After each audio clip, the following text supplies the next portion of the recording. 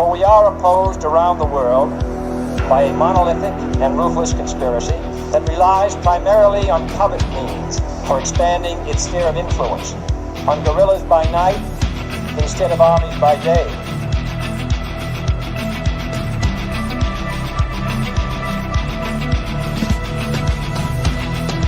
On infiltration instead of invasion, on subversion instead of elections.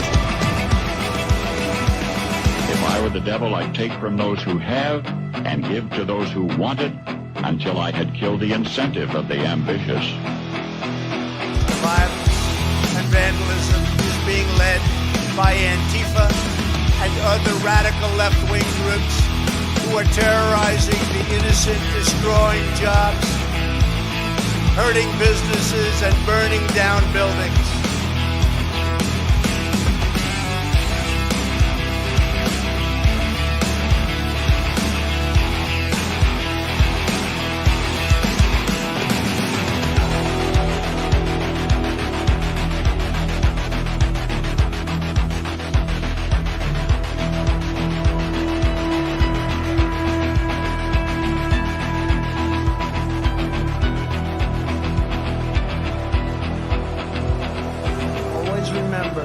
They are coming after me because I am fighting for you. That's what's happening. Greetings, fellow thought criminals, and thank you for joining the insurrection. I'm Michael Lauber, and today I'm joined by Nicholas Rogers from Big Timber Lodge. How are you doing this evening, Nick? And happy Friday. Oh, good, Mike. Thanks for having me on, man. Love being on the show. Well, you're great. It's always great having you on, and I wanted to get into your expertise because you've really been following this issue with the NFA. You know, it's been a struggle for us to, get things changed ever since the Hearing Protection Act, since all the shooting at the baseball diamond. That's really what torpedoed that originally. And that really seemed like it was going through. Like, I remember at the time, I actually held off on buying a couple suppressors because I was kind of just getting into that game then, or kind of getting back into it. I'd owned a couple before that, but started buying more, thinking that the NFA was ending. Now we've had a huge court victory. I'm gonna go ahead and pull this up here real quick. But as usual, it's not quite what it seems yet. Federal judge rules that major portions of the National Firearms Act are unconstitutional, which is true. Now, this only affects SBR, short-barreled rifles, SBSs, short-barreled shotguns, AOWs, any other weapons, and my personal favorite, silencers, suppressors, whisper pickles, whatever you want to call them. Absolutely. But give us a rundown on what this actually means right now, and then let's discuss it. Yeah, so this is a step in the right direction as far as removing items from a near 100-year-old tax. Yes. Because this was a 1934 tax that was put in place to make it difficult to obtain these types of items and weapons and stuff like that. And it's carried the same $200 tax stamp now for decades. Yeah. And when the big beautiful bill passed and Congress reduced it from $200 to $0, a judge down in Texas recognized the fact that this no longer has congressional authority to stand because of the fact that they are no longer collecting taxes. A $0 tax can't be called a tax. It doesn't matter what type of semantics you're using. It's collecting $0, which then means if they're not collecting any money, then they can't afford the extra background checks, the registration, the licensing, the issuing of licenses, and therefore these items must be removed from that list. Now, the NFA is still going to be around for dangerous weapons and machine guns, and Form 4s and Form 1s aren't going anywhere. Yeah. But this Judge Hendricks was smart about it because he is a pro-Second Amendment judge, but went at it from an angle that the ATF and the liberals could not argue against, which wasn't from a Second Amendment angle, because let's be honest, they usually just shit all over that type of angle. Pretty much. But he went after it from a tax standpoint, saying this has a $0 tax, therefore this registration licensing process for these items can no longer be sustained congressionally through a congressional tax. Therefore, these items must be removed. And the ATF had to grin and bear it. Yep. And that's where we're at today. Yeah, and to get back to the history on this for our audience really quick. So in 1934, when the NFA was pushed through, this was basically due to nonsense to begin with. You had what they used gangster movies, which again falsely represented machine guns. They were kind of overblown hype in the media. From organized crime during Prohibition, and then the not hunters, poachers, supposedly using suppressors, even though there were very few incidents of this actually happening on people's land to bring down different big game or other animals. But it was all, again, based on a pile of lies, or essentially a pile of lies, exaggerations at best.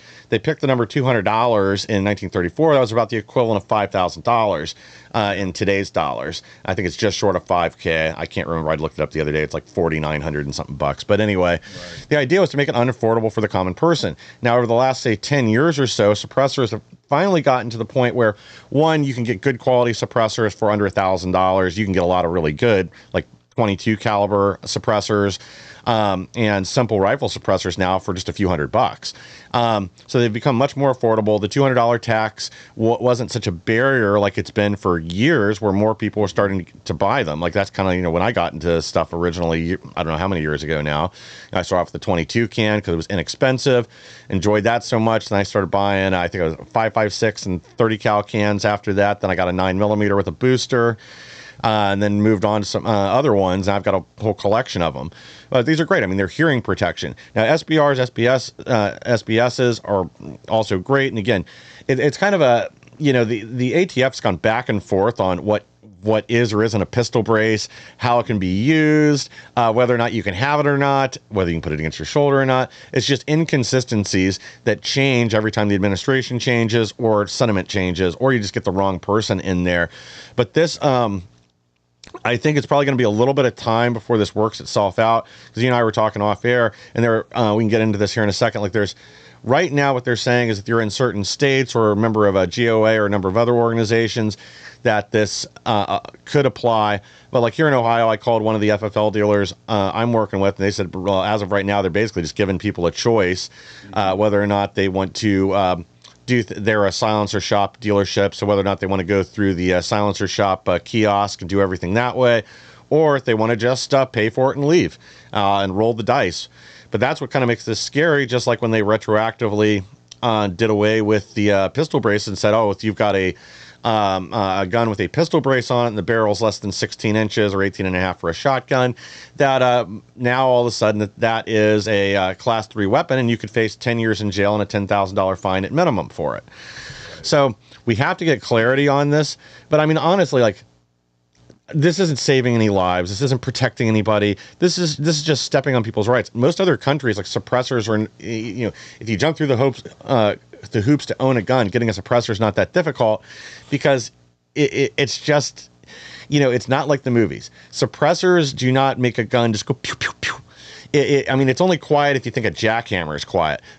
Now, except for some 22 suppressors with subsonic ammunition or a few specialty suppressors, they're still loud. We're talking 130 to 135 decibels for most of them. And with a lot of guns, like, you're using full power rounds and a 30 cal, like a 7.62 NATO 308 or 300 Remington Win or 300 Win Mag. It's still 155 decibels even with a silencer on it. It's not that quiet. Your ears are going to be ringing. 100%. And it's funny that suppressors still carry this stigma here in the United States, because I've got buddies. I covered this on my podcast that I did on Rumble and Kick the other day. I have buddies, because I have a YouTube channel that's dedicated to reviewing firearms, ammunition, suppressors, and accessories.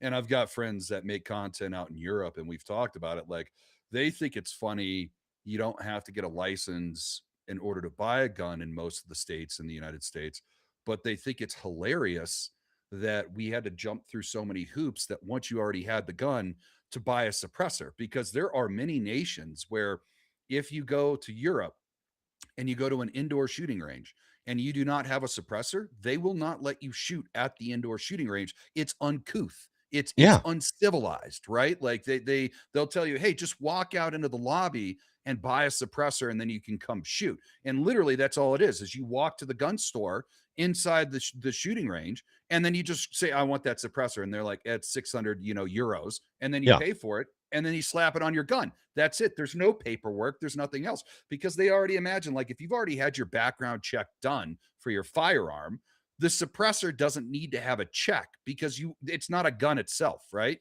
Yeah. So, but we're seeing some interesting stuff. I was just sent an email from a buddy of mine that's a hawk on this information from Ammo Land.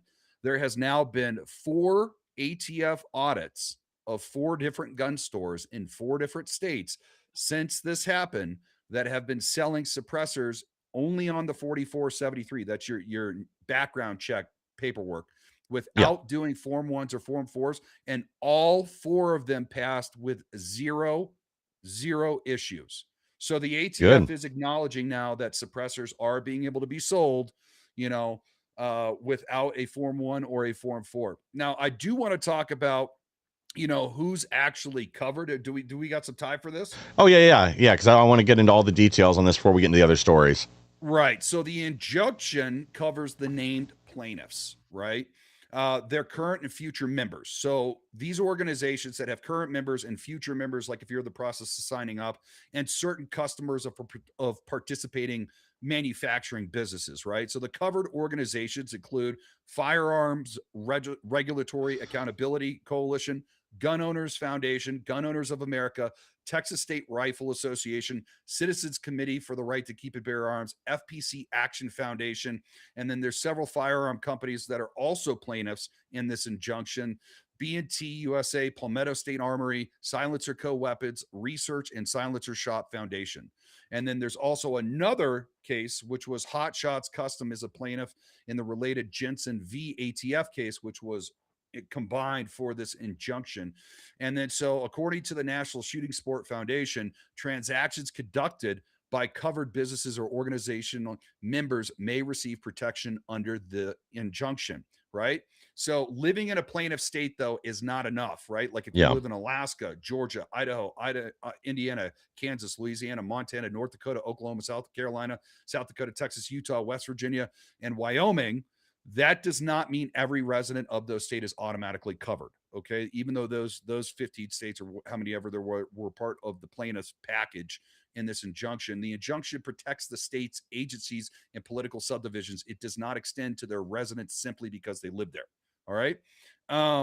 However, another thing to talk about too is because, this judge Hendricks said, hey, SBRs, SBSs, AOWs, and suppressors can't be on the NFA registration list if you're collecting $0 tax for these items anymore. Mm-hmm. So the suppressors have the clearest route to be cleared for everything going Yes. forward, but SBRs and SBSs do not, because a separate federal law prohibits licensed businesses from delivering an SBR or an SBS without authorization from the Attorney General. Okay. So that's a big thing to note here is SBSs and SBRs currently aren't out of the woods yet. The ATF has to figure out how to handle this situation, because there's a separate law where the AG has to give approval for that or those items. Well, that's if I could Go ahead. interject here real quick. That's sort of interesting. So I wonder then, so if they're relying on a law for the delivery, I assume to a dealership before it would be handed off, then if you were just to buy a weapon on your own, or let's say like I've got a PS90 that's not SBR. It's one of the few weapons I own that I would like to at some point, just haven't got around to it. So theoretically then, I could roll the dice, buy the barrel, swap it out myself, and then there wouldn't be anybody delivering anything. It would just be the barrel coming to my house, which is not a regulated item as is. I mean, I've bought plenty of barrels for all the ARs I've built here on my own, or Glocks or other things. So I wonder if that's the loophole there, at least until we get some clarity on this. Absolutely. And also too, it just says, there's a federal law that prohibits businesses from delivering an SBR and SBS without authorization from the Attorney General. That doesn't mean that you're still going to have to use a Form 4 or Form 1. To me, what I'm reading is you just still have to get authorization from the Attorney General in order to take ownership of those items, right? So in plain English, covered buyers that are part of this whole package or live in a great state, a free state, unlike Colorado where I live, should not Yeah. assume SBRs and SBSs can now transfer exactly like ordinary rifles or shotguns, right? Yeah. The other big thing too to talk about here is interstate travel, right? I think there's 33 states that do not have any sort of state level restrictions on SBRs, SBSs, AOWs, or suppressors. That Yes. means with this injunction, you should be able to walk into one of those states, if you live there, into a gun store and be able to purchase a suppressor utilizing a 4473 because background checks still apply. They did not remove suppressors from a regulated item that still requires a 4473 background check. But Yeah. the thing is if you're in one of those 33 states, you should be able to walk into a store, do a 4473, and then grab a suppressor and be able to walk out after your background check. However, let's say you live in Texas and you're like, oh, I want to go elk hunting in Colorado. So there's 8 states plus Washington, D.C., where it's just explicitly illegal to own any of these items. There is no caveat, oh, you have a federal license with the tax stamp. It's just illegal to own or possess any of these items. There's 9 states, including Colorado, that have some sort of state level restriction on these items that is tied directly to a federal license, which is the NFA tax stamp, and getting that process done. In Colorado, I still have to go, if I want to purchase a suppressor, I still need to have to be able to go and do a Form 4 and get that tax stamp from the ATF. If the ATF just ends up saying, hey, listen, we're done doing Form 4s and Form 1s across the board, then people like myself in Colorado will not be able to purchase new suppressors, SBRs, SBSs, or AOWs because we won't be able to get the tax stamp. Now, we'll still be able to own what we have here currently in Colorado because there's a caveat with our dangerous weapons law that labels SBRs, SBSs, AOWs, and suppressors as dangerous weapons, which is a class 5 felony to possess as long as you have a federal license, which is the tax stamp. So as long as I can still maintain my previous tax stamps issued to me, I can own what I have. It's like a grandfather clause. But the issue is, if you live in Texas and you decide for whatever reason, I want to move to Colorado, and you've purchased some suppressors in Texas with a 4473 and you did not get a tax stamp, it will be a felony for you to cross into Colorado with those suppressors. Same thing with hunting. If you're trying to come here and go hunting, that would be a felony if you do not have your tax stamp. If you ship it out of state and it goes to a place where you need a tax stamp and you don't have one, you could get technically in trouble for that. So there are definitely some caveats here. It's not the gold standard is for sure. And there's still 8 states plus DC and then 9 other states that are still like, this is going to be a major issue for us. But 33 states are going to be able to enjoy this. Yeah, and it's progress. That's the bottom line, and it does seem like things are going to work out in a good way in the direction that we want everything to head. Now, the crossing state lines thing I think is also huge because I don't know about you, but like I've thought about a few times where like I have an ex-girlfriend that lived in Indiana. We were going to go over and to her brother's property out on his farm and shoot, and I have to get permission from the ATF to bring my suppressors 100 miles that direction. Just because that's what's required. You have to go ask them. It usually takes about a month to get it back. There's not a charge or anything like that, but then it's only good for 1 year and only at the address that you specify when you apply. Now, obviously, you can travel with it. You're not breaking the law getting there or whatever, but it can only be utilized where you tell them it's going to be utilized. So just getting rid of those kind of requirements, which again are silly. I live close to both the Indiana and the Kentucky border, and same thing in the past. I've gone down to Kentucky to shoot with some friends down there, and I have to leave the suppressors at home. And especially with a couple of the ARs I have, they're tuned for that back pressure with a suppressor. So, I guess it was one of them. Suddenly, it won't cycle. We have to readjust the gas because now we're firing it without a suppressor on it. And I think, again, a lot of these laws are like silly nonsense. These aren't saving lives or preventing crime or anything else. They're just gotcha laws to antagonize gun owners, since the modern left, does not want armed civilians to be able to protect themselves themselves. Again, they want criminals. They want criminals on the streets wreaking as much havoc as possible, and I think that's because they want to hold their populations hostage. But they certainly, they're anti-gun no matter what until it's an Islamic terrorist attack or a the religion of peace October expressing 7th. itself. Yeah, exactly. Then all of a sudden, different story. Absolutely. And there's just one more thing that I want to point out with this was a huge victory because Yes. Judge Hendricks did give the ATF 7 days in the Department of Justice to request an emergency stay. However, it's not over yet because the Department of Justice still has until October 5th of this year to appeal or seek a stay of the final judgment. So we're not completely out of the woodwork yet.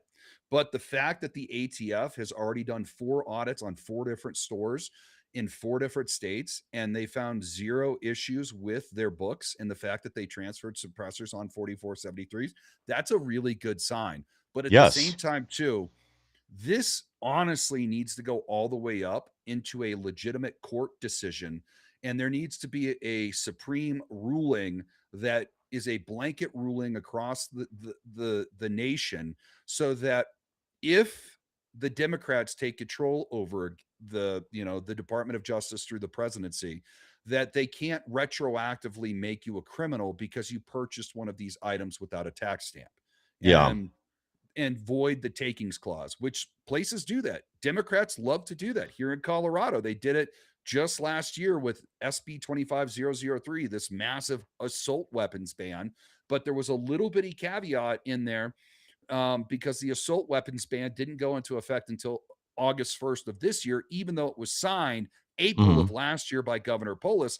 But there was a little bitty caveat in there, which was the rapid fire device portion, which as soon as Polis's pen touched the paper and ink went to paper, it was a felony to own a rapid fire device, being a binary trigger, a force reset trigger, a bump stock, a super safety, or any other thing that could increase the rate of fire faster than normally just pulling it one time with your finger. And they did not honor the takings clause or offer a time frame for people to be able to turn them over to the ATF, turn them over to the state, get their money back. And the state just said, we don't care. If you own this device, you're now a felon and you can do prison time. So That's insane. Yeah, absolutely. And that's the only issue that I have right now with this ruling, especially because midterms aren't looking that great right now. And then if we can't get our bearing going straight for the Republican Party, I think there could be a blue wave potentially. Trump's going to potentially be, if there is a blue wave, they've already said it, they're going to impeach Trump day one after taking office on January 1st of next year. And then, and if they get the presidency in 2028 and we get a new Department of Justice and they're like, nope, you've got to have a tax stamp. If you own one of these items without a tax stamp, you're now a criminal. Right. Well, yeah. And they'll already have the records that they'll illegally hold from all those 4473s, which just to clarify for our audience, 4473 is that form you fill out every time you buy a gun. That's what they do the NICS background check with. I wouldn't put it past them because they'd have a list, and I'm sure they'll illegally hold those beyond, I can't remember if it's a 30 or 45 day period that the FBI is allowed to hold on to those. Yeah, I mean, in reality, I heard one other interesting point on this. One of these, YouTube lawyers or whatever, and I've not had a chance to follow up on this, but something she mentioned was that so the NFA branch of the ATF right now is funded through these tax stamps primarily, and if the funding source is gone, that they no longer have a legal merit to be open. I didn't quite get the connection between the two because there's plenty of other things where, I believe we're already supplementing their funding anyway. That $200 per item is not enough to keep them open and do the work they have to do now. It was. No, I've done the math before. It was making like billions of dollars with the amount of suppressors being sold in SBRs and SBSs. It was making an exorbitant amount of money. And one of the issues that they had was the fact that, there was a backlog because so many people were buying these for so long. Oh, dude. My first suppressor took over 14 months. My second suppressor took over a year. Yeah. And that was because they kept it minimally manned, and it just took forever. But then once Trump took office and they passed the big beautiful bill, they said we're going to cut down on the wait times for this. So they did plus up manning, and then they switched over to an online system versus paper, and that Yes. definitely did help streamline it. And I think the last suppressor that I waited for was about a month and a half is how long it took. I've had pretty good luck then, because I back in like 2017, 18, when it was really bad towards like Trump's first term, that's when the ATF was taking forever. Because I had one that was 16 months, a couple that were at 14 months, and then the last two I purchased, which were over a year ago now, it was 3 days for one of them. I did e-file, and the other one I had in under a week. Might have been 5 days for it that we had approval back, and I could drive back and pick it up. But I mean, it is the same thing. Like, they can do this instant background check. All the rest of this stuff with contacting the sheriff and having the fingerprints and all that, it's nonsense now anyway. Most states mandate that if you're able to own a weapon, your sheriff cannot object anyway, unless you're currently under investigation for major crimes, or they believe you to be linked to organized crime. There may be some other stipulations in some states I'm not aware of, or other caveats there, but like it's a nothing clause anyway. Same with the fingerprints. I've never heard a story where somebody went to buy a suppressor, got fingerprinted, and suddenly, the FBI showing up their door the next day to arrest them for some crime. Now, maybe it's happened at some point, but just like machine guns being used to commit crimes, like lawfully owned machine guns have only been used to commit 6 crimes in recorded history. And out of those 6, half of them were the criminals breaking into the house using them to murder the gun owner. And one of them was a guy's wife. That's how she got caught murdering him. She didn't know it was a machine gun, shot him, and it went up. She couldn't control the recoil, so they knew they figured out what weapon was used and all that. But good it's useless trivia. Yeah, and I don't want to stay on this too much longer because I know we got a lot of great topics, but I will point out that during the arguments for the big beautiful bill and removing these items from the NFA list, there was multiple Democrat representatives who said that, either they just wanted to ban these items, that they had no place in society, or there was another woman that said, due to inflation, they should be charging thousands of dollars for one of these tax stamps. Thousands, multiple thousands of dollars in order. And that would be their goal, that once they regain, the Congress and the Senate and the presidency, that's what they're going to try to do. So that's why I'm saying we need a supreme ruling on this that will prevent backpedaling. And unfortunately, if Congress is taken over again and they get a trifecta, they could go ahead and they could, they could do a whole new tax, and they could say, okay, we're going to restand up the new NFA list, and it's going to be $5,000 per item to get a tax stamp. That's why it needs to go to the Supreme Court, and these weapons and these accessories need to be declared protected under the Second Amendment, blanket protection across the nation. And now is the time to push our representatives to end the Hughes Amendment too. Let's get rid of that. That'll end this ridiculous price on machine guns, the inflated machine gun prices. Because right now they're bought off a limited number that are on the NFA registry, and that's why getting a full automatic AR-15 costs you $40,000 right now, just supply and demand. I mean, even like a cheap ass Mac 11, which it wasn't that long ago, they were $3,500 for a full automatic, which is still insane. If you're paying almost 10 times the price, it's a $400 gun, and you're paying $3,500. Now they're $10,000, $12,000, $15,000 a piece, and it's because there is demand for them. And again, they're not used. Criminals are going to criminal no matter what. They're going to break the law. These don't prevent them from doing anything. But yeah, guys, right now, take advantage of this. Push this forward. Make sure this does need to go to the Supreme Court, but also pressure your reps at the state and federal level to do something about this. This does need to go to SCOTUS. We need this codified into law permanently. So, next time we get a Merrick Garland up there or whatever, they're not going back and arresting people just because they bought a Whisper Pickle and didn't give the government their dues. So, absolutely. But yeah, let's jump to some other stories here. We got a lot going on. More insanity as always. Blue City would rather go after community group cleaning up the streets than address unsafe conditions. And I got a video on to play for this from Jesse Waters' show the other day. Let me make sure I have the audio on this. There we go. All right, guys, check this out. Hakeem has a lot of hookers in his district. There's so many Johns lined up for a piece of the action. I feel like Hakeem's Google hookers are probably gay. Says there's a traffic jam. Now, AOC had the same problem. Her home turf probably was trannies. packed with prostitutes last year. Neighbors called it a red light district. Out west, watch where you walk. Seattle's got needles everywhere. A group of moms didn't want their kids playing in a minefield of paraphernalia, so they cleaned it up themselves. How'd the city thank them? With an investigation. In the past 30 minutes, I've picked up more than 25 hypodermic needles, caps, syringes. We've picked up 100 pieces of foil minimally in the last 30 minutes. Some of them had drug residue still in them. Thousands of pieces of used fentanyl. This is absurd. Somebody has taken the time to report We Heart Seattle for improper handling and collection of hypodermic needles and fentanyl paraphernalia, and the state of Washington has served me paperwork. I am under investigation for improper handling of drug paraphernalia in the city of Seattle. We reached out to Washington State, and they said someone complained about the moms, and if they want to keep picking up the needles, they have to do it according to code. But what's more dangerous, a mom picking up a needle or a kid stepping on it? LA's keeping Seattle company. They're drowning in garbage. Karen Bass's bathrooms are a disaster. Hi, Karen Bass. Can you do something about these public bathrooms that are supposed to be maintained by the city? And who's responsible for this bathroom? The city. The city. The city of Los Angeles, they put this here for the people to use this. What should the city be doing? Coming down here looking at this and get this right, or tear this thing down and put some more work into the clean this. Look at that. How can the people use this? You know how much disease just breathing in there. And she's using it to flush her money down the toilet.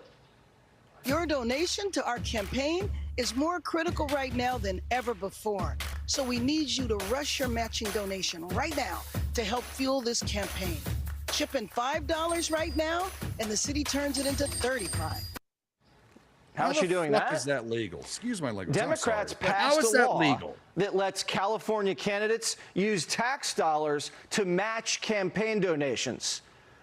So if you're a Republican, your tax dollars get funneled to Democrat campaigns. Insane. What a bunch of snakes. Now, it could be worse. Your money could be going to free sex bungalows for a homeless harem. I'd like to propose that Los Angeles consider a pilot program for free hygienic sexual relief clinics, primarily serving the homeless and unhoused. This means and equality. politicians. It means private sexual relief through masturbation or, where appropriate and consensual, with a partner, all funded by public tax dollars and managed with professional oversight. It's about allowing the homeless to have the same comforts and privacy that we have today. Free breast implants, teeth, and love shacks.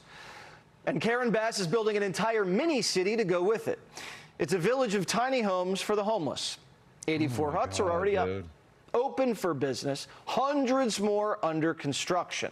Move in, you get AC, 3 meals a day, and security. It's like my dorm room freshman year. But every time a junkie gets free goodies or a John hires a hooker, a taxpayer moves out. They go to Florida, they go to Texas, or they go to the burbs. Adios, America. Unbelievable. Dude, and how do you run against Santa Claus when you got retards like Karen Bass out there, you know, making these kind of promises to everybody, and the people going along with this and funding it? Right. I mean, you'd think people would learn their lesson with what's happened in Seattle and Portland and other places, but they don't. Yeah. Well, the crazy thing is, I was watching the full thing with the Karen Bass. She's like, yeah, if you give us $50, that turns into $350. Yeah. That's taxpayer money right there. How is that legal? I just don't understand how that is legal.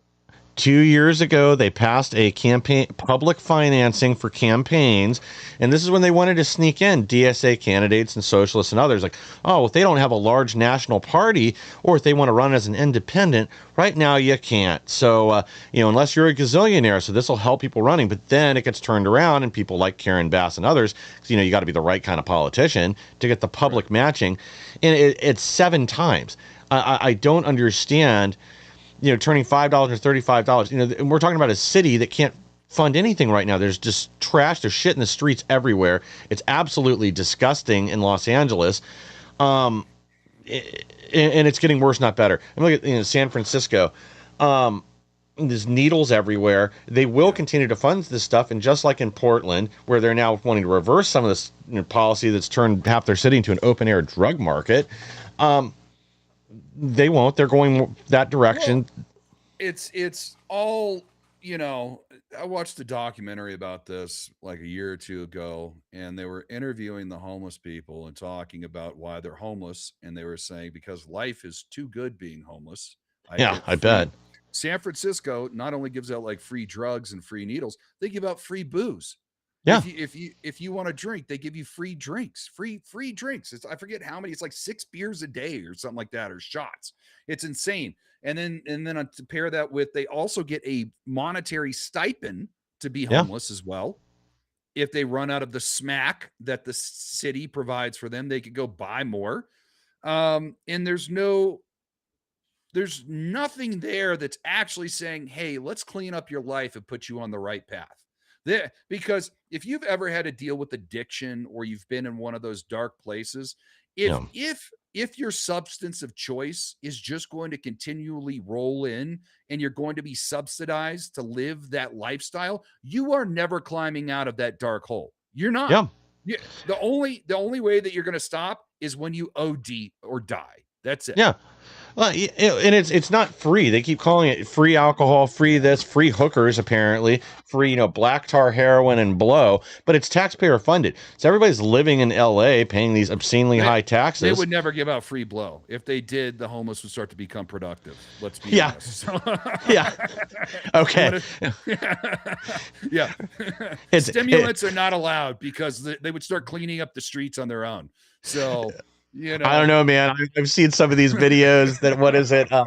Tweaker Geographic. Yeah. Some of these, meth heads. I don't think they're gonna be cleaning anything, but they might get creative. I watched the one guy crawl into the store so he could steal chips off the bottom rack and then sneak out, crawl back out when the next client left. I mean, I guess it makes you creative. The other go ahead. about that documentary, the other side of that was, the one half was, why are the homeless people choosing to be homeless on the West Coast? Yep. That's because they're being subsidized and encouraged to continue that behavior. And that's important right there. They're encouraged to keep that behavior, because on the other side of this documentary was the fact that this industry of the unhoused, taking care of the unhoused, is multi billions of dollars every single year in multiple states. And the CEOs of these nonprofits and non-for-profits or NGOs are making 6 figures or $1 million a year or more running these organizations. And realistically, there is no driving factor that's telling a CEO that's making 7 figures running one of these programs to actually fix the issue, because if they fix the issue, then that salary goes away. Right? Exactly. Yeah, it's I'm trying to find the number right now of what California spends per homeless person.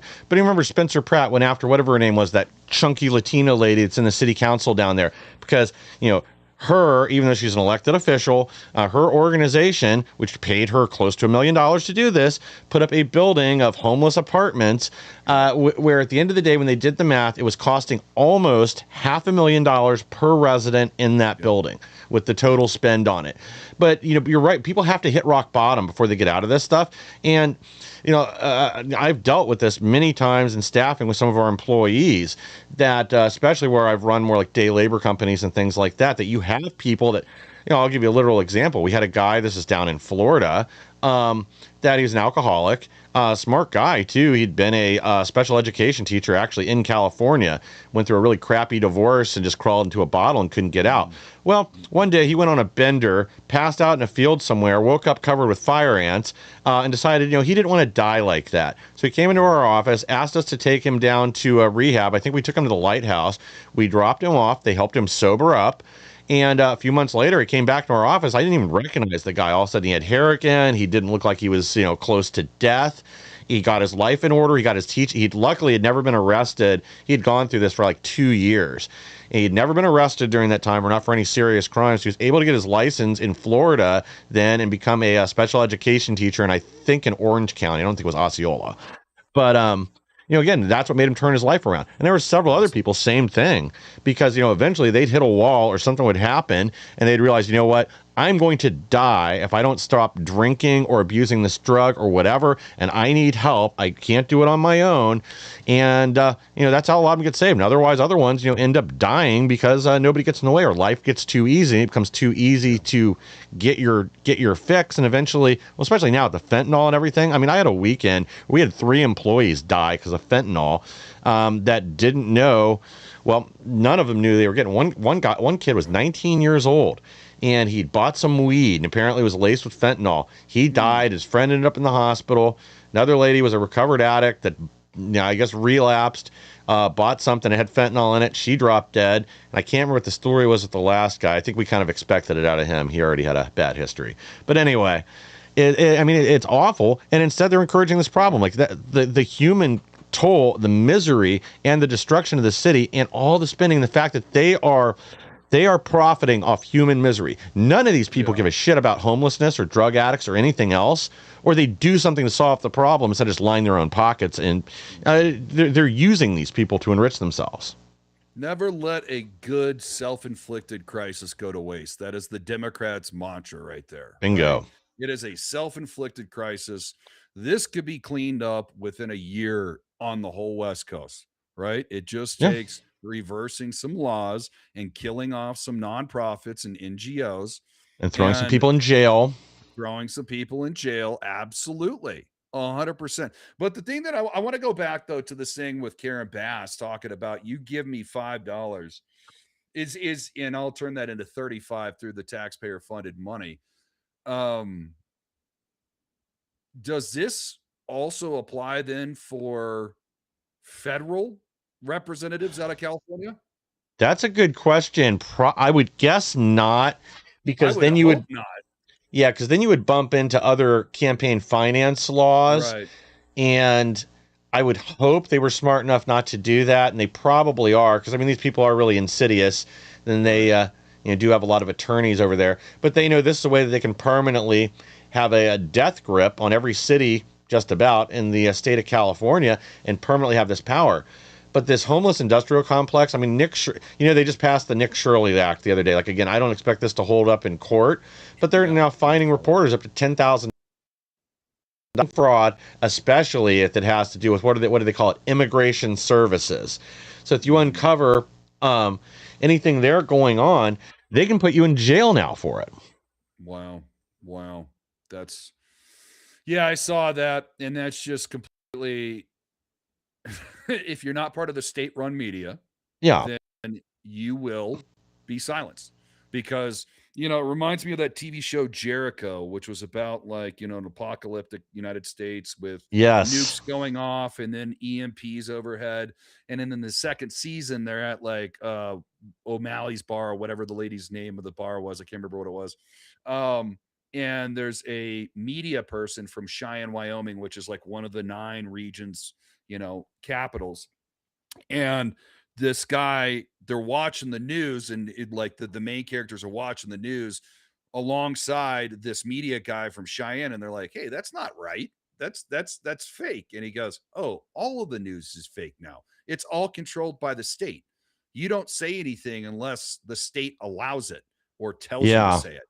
And that's where we're headed right now with California, because let's be honest, Nick Shirley is just doing journalism. He's actually doing journalism is what he's doing. And the fact that they are censoring that because they do not want their fraud, waste, and abuse exposed is insane to me. That's just absolutely insane. And that's Dude. going to be slapped down. But once again, these states like California and Colorado, they don't care what judges rule in the Supreme Court. They'll just turn around and figure out another way to keep them silenced. Well, yeah. Yeah, and by the way, guys, if you've not seen Jericho, it is a great show. The first episode is like a cautionary tale of what not to do in a disaster, and the rest of it's really good. It's a shame they got canceled after the 2 seasons because I think it was the Hollywood writers' strike. It was the 2008 Hollywood writers' strike. Yep. Yeah, it sounds about right because I was still living in Florida when that show was on, but it was great. But yeah, the Stop Nick dude, that's what I was about to say. I covered a story the other day. I was just looking for the graphic for it, see if I could pull it back up. But Axios is now doing a partnership with one of these AI companies to start generating local news stories, which of course, they're going to need to craft that narrative and then feed that out to help, struggling local news, whether that's newspapers or TV. But it's about narrative control. That is the direction we're headed, especially if we don't start doing something about it soon. Like conservative media right now is not doing well unless you're one of the big unless you're one of the big wigs out there making money. Otherwise, it is not doing well. Well, let's be honest. I did a lot of conservative media that was focused on the news here in Colorado, but I also did national stuff. Yeah. My channel on YouTube, I have a verified channel check mark and everything. I had a YouTube rep. They pulled my YouTube rep. My channel went from having about 1,500 viewers live at a time to when I finally quit making content on that channel because of the shadow ban, I had about a dozen to 20 at a time. Yeah. I went from 1,500 to like 12. And I reached out to Google, and Google straight up was honest about it. They're like, your account is flagged in the YouTube algorithm as a high security risk account. And I was like, why? And they said, the main reason is because you're using the same words and verbiage that the mainstream media is using. And because you're a mid-size niche YouTube channel, you are seen as a high security risk of spreading misinformation. And because I'm not a verified journalist channel like MSNBC or CNN, right? Yeah. And they shut me down because of that. Yeah. But I don't want to put the cart ahead of the horse, but talking about Nick Shirley, what about Higbee and also what's his name up in James O'Keefe? You know what I mean? They did the thing in Minnesota, and TikTok literally killed Carl Higbee's TikTok channel, and he had millions of followers on TikTok. So yeah. Because he dressed up in a burqa and James O'Keefe dressed up. And then they went to a voting place and they were told they could vote for 8 people, including themselves. Yeah, they did verification. It might as well show up with your belt buckle. But yeah, they had a bunch of people under hijabs, and they just let them all vote. And we know this is going on. We know this is going on in a lot of blue states. That's why we need real observers in these elections coming up. Well, we have to have voter ID. Honestly, what we really need to do is get rid of the entire voter database nationwide. Have every state dump it and make people register to vote again. Again, I 100%. Keep bringing this up in Wisconsin. How do you have 9 million people registered to vote in a state that only has a population of 7 million people? Right. That seems impossible. There's clearly problems going on. We keep hearing these stories. We know that it keeps happening. We just had what I just had up on the screen a second ago. James O'Keefe just walked in Alaska. James O'Keefe offered Senator Lisa Murkowski's brother's ballot at Anchorage polling station with no ID required. Murkowski calls for O'Keefe to be prosecuted. Yeah, because they don't want to fix the problem. They want to go after the journalists, the Nick Shirleys, the James O'Keefes, the Cam Higbees, and whoever else is exposing it. And she's that dumb bitch up in Alaska that's refusing to pass the SAVE Act because she says it's going to make it harder for people to vote. And that's the idea. And that's the idea. Because this is exactly it. James O'Keefe walked in and was offered her own brother's ballot because they don't have voter identification laws in place to prevent somebody from doing this. Like, no, it's insane. And she's literally California Nick Shirleying James O'Keefe, where California's like, you exposed the fraud. We're now going to make it finable offense to do this. And Lisa Murkowski's taking it further, saying, we want to prosecute you because you exposed the fraud in the very thing that I'm fighting against because Yep. we know if voter identification laws go through, people won't be able to vote for other people that shouldn't be voting. Yeah. And guys, remember Lisa Murkowski, she shouldn't even be there right now. The Senate campaign fund spent $9 million on her race to beat Kelly. I always pronounce her name wrong, so I'm going to, I think it was Kobayashi or something very close to that. Great story. You know, her family immigrated here from Japan years and years ago and became very successful in the fishing industry. You know, she was a real conservative, a real America First conservative, understood the opportunity here. They spent $9 million to keep her out of the Senate because she was a threat to the Uniparty. So that's the people that we're dealing with. And that's why this upcoming election, like you said, like, I don't know, things are on a knife edge. I'm the Democrats are not going to take the Senate. That is not going to happen unless there is some sort of cataclysmic change between now and then. They would have to pick up too many seats. It's just not a possibility. If anything, we're probably going to actually be picking up an extra seat in Michigan because we've got Mohammed Syed, whatever, up there, the jihadi. Yeah, Al Sayed. But the House, I ain't so sure. But also too, what about James Tellerico polling higher now than Ken Paxton, which to me doesn't even make sense. I don't see Talrico winning that race. And the polling before had him down 10 points. I think these are bad polls, if anything. You know, especially Paxton's out there. I just saw there's a story with him going to a WNBA game yesterday with that XXXY shirt on.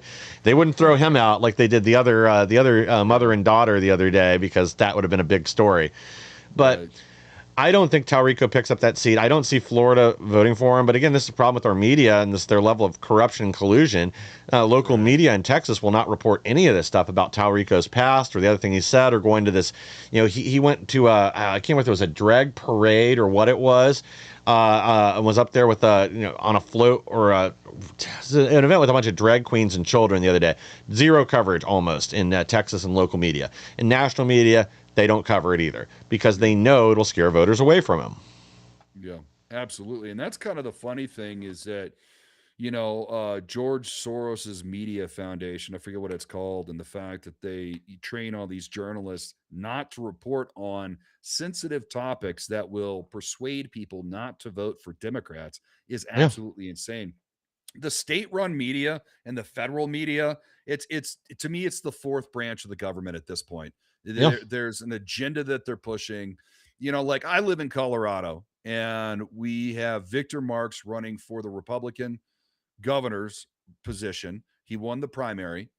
If you go on Google and just do a simple search on Google and just type in Victor Marks, Colorado, and then hit news, it'll be 3 pages of just negative news article. His opponent is Attorney General Phil Weiser. And if you look up Phil Weiser Colorado news, it's page after page after page of excellent things that Phil Weiser is doing and how he's going to be an excellent governor, right? And it just blows me away that we live in a time where journalism is literally nothing more than just pushing a liberal agenda. That's all it is. Yeah. Well, that's the problem. Again, if we had an even remotely honest media, I don't think we'd be in this situation that we're in right now. But it is completely captured.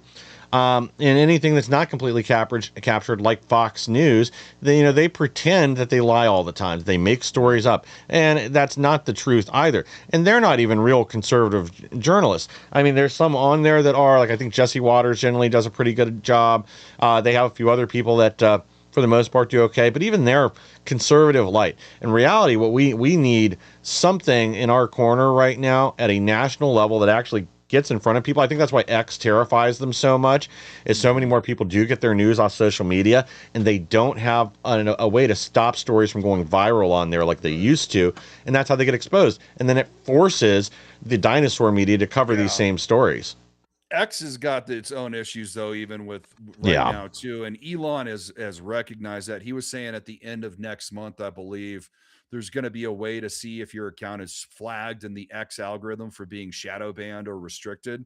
And like I got off of X because I was paying to use it. And within like 3 months, I had been suspended twice. And I finally just was like, this stuff wouldn't even have gotten me suspended on YouTube, with what I was Yeah. posting on X. And I was just like, this is ridiculous. So if he can fix X, I'll probably get back on it. And I think he wants to fix it. But right now, man, because of Section 230 that we've Yeah. talked about this in the past, there's no true conservative media outlet where you have true freedom of speech. True Yes. freedom of speech. And I'm not even talking about being able to use derogatory or racial slurs. I'm talking about being able to just speak your mind without Yeah. using obscenities and still not being silenced. Because Yeah. both of the times that I got suspended on X, I didn't say anything derogatory. I didn't say anything racial. It was just saying things. And like, Yeah. you know, I don't know. We're in a weird place right now. And the problem is too many Americans are tuned into mainstream media. The older generation still loves their CNN. They still love their Yeah. NS Now and their Fox News.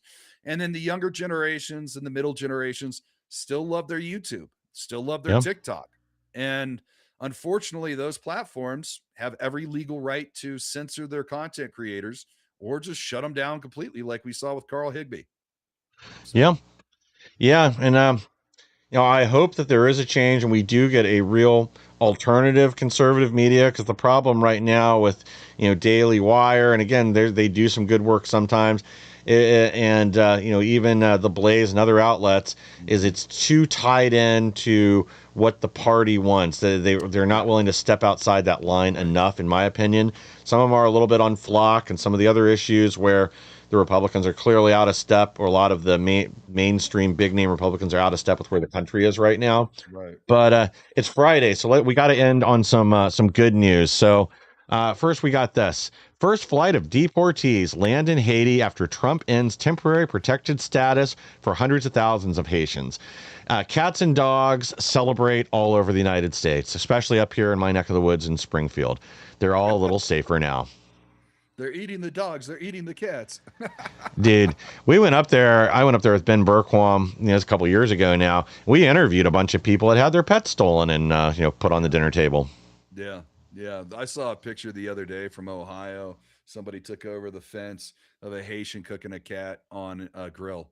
And Yeah. I was like, holy crap, man.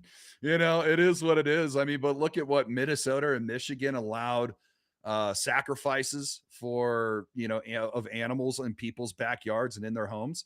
So they're like, yeah, go ahead and sacrifice a goat in your backyard. It's cool. Right. Dude, It's just nuts. I wish I could get her to come on and talk about it, but I actually know the person that took that video that went viral after that debate with the four Haitians going into the park and decapitating the goose with the machete. It's a daughter of somebody I used to work with or used to do work for. And, but yeah, she doesn't want her name. Well, I guess now maybe she won't care. Maybe we'll get her to come on and talk about it. Because, yeah, she had a 2- and 6-year-old with her that witnessed that. And, that gets left out of the story. And you're racist if you report that, by the way. Oh, 100%. 100%. I mean, we're just racist for looking like this with our skin tone. You know what I mean? Yes. So, but the thing is I will say on a positive note, and before we jump off, with all of these DSA candidates, like Colorado's a lost state. I'm going to be honest with you. My family and I were looking to pull chocks because the Colorado GOP is not supporting the GOP candidates. They want the uniparty. But the sad thing is like Governor Jared Polis went on Newsmax the other day. Newsmax, even further to the right than Fox News, pleading with the Democrats of Colorado not to be embracing socialism because he's realizing the monster that he helped create is about to be set loose on this state with Phil Weiser, Jenna Griswold, and Milat Kiros, and all the other DSA candidates or politicians that already hold power in Colorado. And they're going to be coming for him first because he is a wealthy liberal worth over $400 million. And I bet it's going to be hilarious in these blue states and these blue cities where the youth are embracing the DSA and communism. Yeah. They will be going after the wealthy liberals. Did you see the video of the professor in New York who was like, I voted for Mandami. I voted for the PRDTA tax. And he goes, and I got doxxed. What the heck, man? Yeah, and the he's like podcaster. super shocked. Yeah, the podcaster. He's like, I got doxxed, and he's like, dude, they don't realize like the limousine liberals that are allowing the DSA to take over their party Yeah. Obviously never studied Mao's color revolution and how Mao convinced the young educated people to go after their professors and teachers and their parents because they weren't embracing communism, and then they had them killed. Like, kids Well, literally were having their parents killed. Like, yeah. this is going to happen in blue cities and blue states, and it's going to be glorious until it starts to really spread to the rest of America. I don't think it'll get that far. I No? do think, the Democrats have already made this deal with the devil, and that's what they're going to get. I don't think it's going to hurt them in this election. Like, there's a bunch of people saying, well, this could cost the Democrat seats, and maybe it will in a few states, but I don't think that. I think it will hurt them in the long run, but it's going to be 2 to 4 years before you really see the chaos, and they can't run and hide from it anymore that this causes. And, I'm there for that. Because, we just got we got this, lazy-eyed Islamist out in California that just replaced Eric Swalwell. I can't decide if she's got a lazy eye or cross-eyed. I guess I'll have to do a little more research. But I do have one last story here I want to get to before we wrap up. I think you'll enjoy this. It's actually an update to a story we covered on Wednesday here. So let me bring this back up. So we covered this Wednesday. UK Home Office prints guide to teach migrants not to rape women and kids. Well, the internet answered in a way only they can. So they would like to help the Home Office generate some other warnings that the invaders need. So sexually assaulting farm animals is a serious crime in the UK. And then the illustration here is pillaging is also illegal because Lord. this worked so well previously. Sexually assaulting farm animals in the UK is a serious crime. Wait, these are real? No, these are ones the people generated to help the Home Office. Please do not engage in cannibalism. It's wrong to murder young girls at a dance class. In the UK, children have a right not to be stabbed to death. It's not acceptable to attack them with knives, attempt to behead them, sacrifices them to a death cult. Human sacrifices are prohibited. There's a sign out in the wild for everyone. Good Lord. Swans are not food in the UK. They're also not food in Springfield, so I'm going to have to put this up there. Do not rape the local wildlife. Please do not rape any goats. This may affect your asylum application. That's good right there. That's smart. They're going to tell them the consequences of their actions first. That way they're warned. Right. Stabbing people in the UK is illegal. A guide for asylum seekers. Stabbing is against the law. You must never stab or attack anyone with a knife. Do not carry a knife to harm anyone. Do not threaten or attack a person. You must respect others and follow the law. These rules apply everywhere in the UK. Albinos do not have gold nuggets stored in their skull. I hope that's not from a real story, and I think this is the last one. Please do not eat your neighbor's pets. Always good advice. Oh, Lord. Absolutely. This campaign's going to backflip on them like that one with the chick, the animated chick that was like in a video. Oh, yeah. Whatever it was. Yeah, what was her name? And everybody's like, oh, she's super based, and girls started dressing like her. And is it Emily? Emily, and then they started making like fan art of Emily. Yeah, that was great. Oh, yeah. I know we're jumping off, but like, how is this new prime minister compared to Keir Starmer? Because Keir Starmer was probably the worst I'd ever seen. Well, a lot of people are saying just as bad. A lot are saying worse because he wants to bring in another 1 million migrants a year. Now again, another 1 million a year is what they're projecting, at least for the next 7 years, because they need these people to generate GDP, because that's the narrative you get. They ignore the fact that the vast majority of them are just leeches on the taxpayer. But I mean, honestly, I think if they don't, dude, you saw the IRA is active again. Not only that, but I always forget the name of it. What was the Protestant side of that? It was 2 different groups. There was something Civil Guard. Well, anyway, their leaders are meeting up and basically saying, you know what? Maybe it's time we put our differences aside. There's a lot more similarities between what we want than differences, and maybe we should join forces. So I think they're about to get the Troubles might be coming back, and there ain't going to be any pro-monarchy, pro-England side of the coin this time. Absolutely not. And we'll be Temu shipping Palmetto State Armory AR-15s to them with giggle switches. We'll be encouraging that to happen. And now, all right, before we get off, quick question: where do you think the revolution or civil war is going to start? Do you think it's going to be in Europe, the UK? Do you think it's going to be in Russia? Do you think it's going to be here in the United States? Where do you think it's going to happen? It's probably, if I were to guess, I would say it's probably going to be the UK first or Ireland, just because they're further down the line than we are, where the government's just totally, it's obvious that the people have been abandoned there, that they are literally being oppressed for, people are going to jail for Facebook posts. Right. Now, like, the downside there is they don't have the armament that we do here. Though I don't even know. That kid got stabbed and they like arrested him and he died, right? Yeah. They said he was a racist and basically shut his mouth. They didn't give him any medical attention for I don't remember how many minutes until he was basically coughing up blood and dying. I think he was already on his way to being unconscious. I think they started giving him medical attention, and 3 minutes later he went unconscious. Right. But there yeah, was another video. There was another video of like British bobbies. There was like Muslim migrants and a white guy, and the Muslim migrants punched the white guy in the face.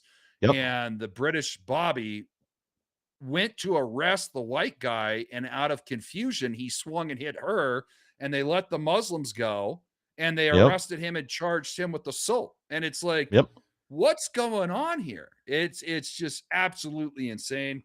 I mean, I think isn't there supposed to be something going on in Dearborn, Michigan here soon, where like freedom people are supposed to be rolling up into Dearborn, or has that been stopped?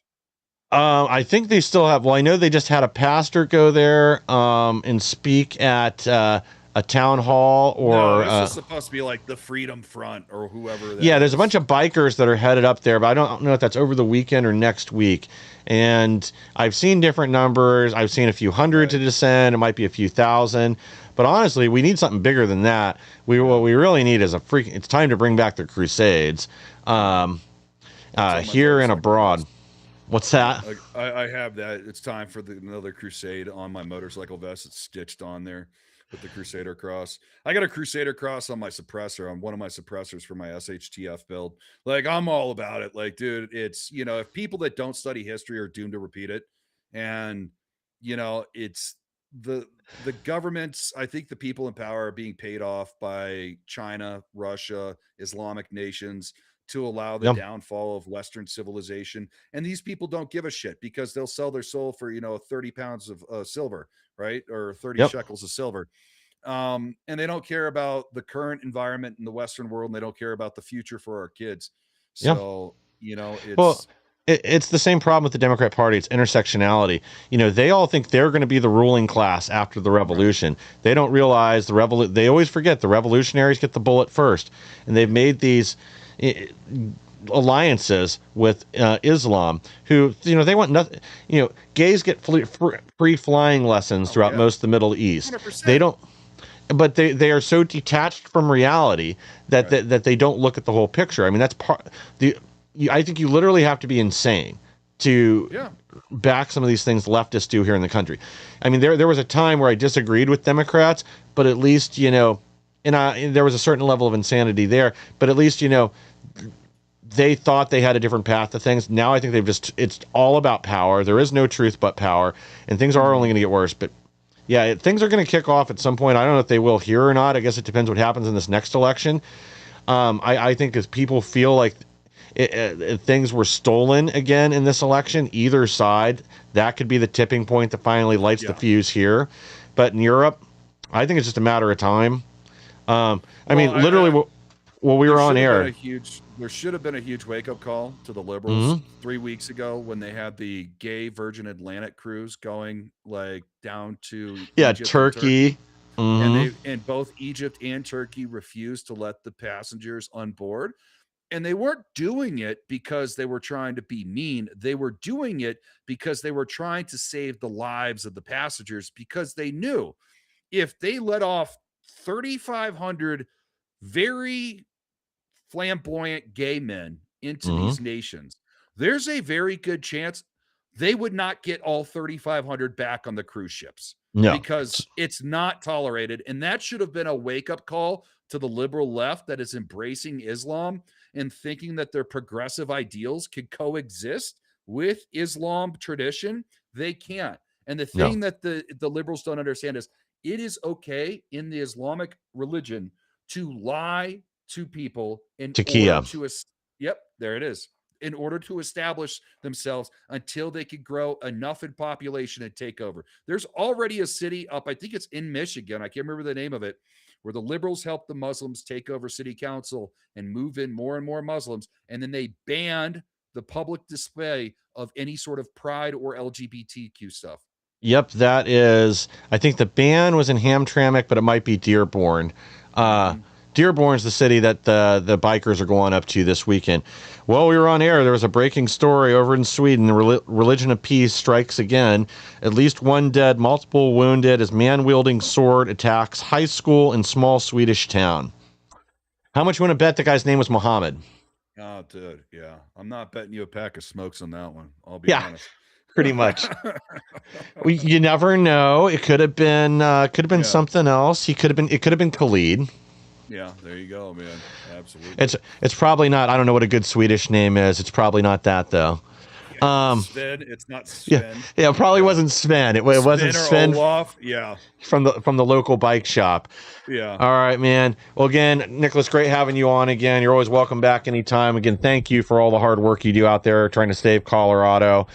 To our audience, thank you guys for joining us this evening. Please like, share, and subscribe. Help us to grow so we can bring more people the news the mainstream media doesn't want you to hear.